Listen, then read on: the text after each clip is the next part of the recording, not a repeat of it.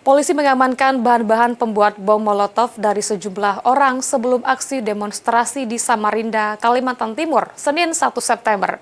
Bahan-bahan pembuat bom Molotov tersebut didapatkan petugas dari salah satu fakultas di Universitas Mulia Warman yang diduga akan digunakan dalam aksi demonstrasi di depan gedung DPRD Kalimantan Timur hari ini.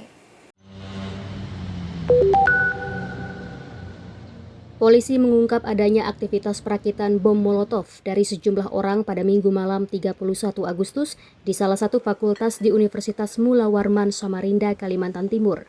Sebanyak 27 bom Molotov siap pakai, beserta sisa-sisa bahan rakitannya seperti bensin, kain perca, dan beberapa petasan telah diamankan oleh Polresta Samarinda.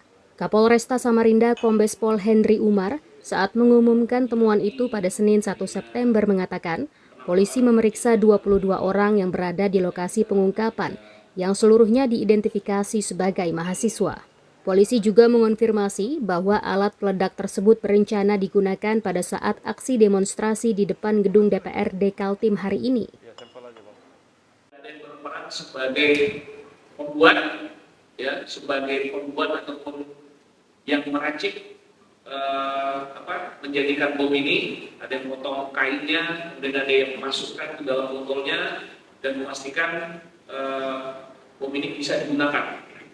Kemudian juga setelah itu ada juga yang berperan setelah selesai dibuat di sekretariat, kemudian diamankan ataupun disembunyikan di suatu tempat lain.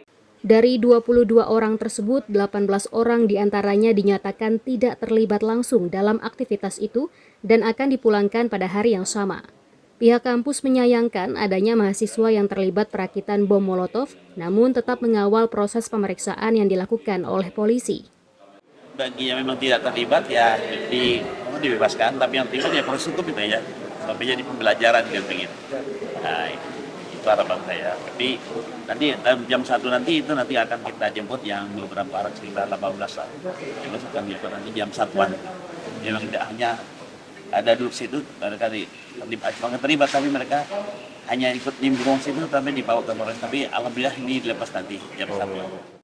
Pengamanan terhadap alat peledak itu dilakukan oleh Polresta Samarinda guna menghindari timbulnya kerusuhan dari aksi demonstrasi di depan gedung DPRD Kaltim yang dilangsungkan pada Senin hari ini.